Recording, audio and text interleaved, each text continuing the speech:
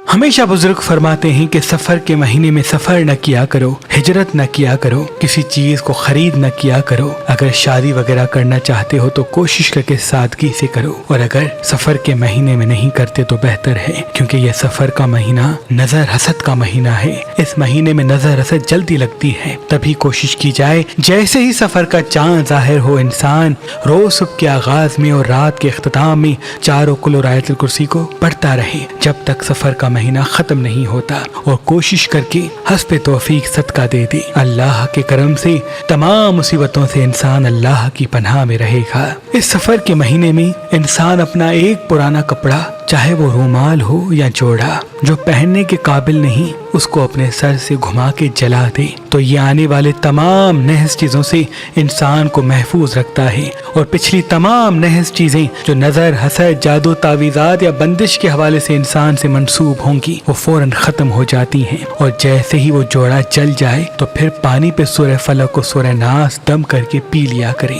انشاءاللہ پورے سال میں کوئی بھی بندش، نظر، حسد، جادو آپ پہ اور آپ کے گھر پہ کبھی حاوی نہیں ہوگا۔ اللہ آپ کو اور آپ کے پورے گھر کو آباد رکھے۔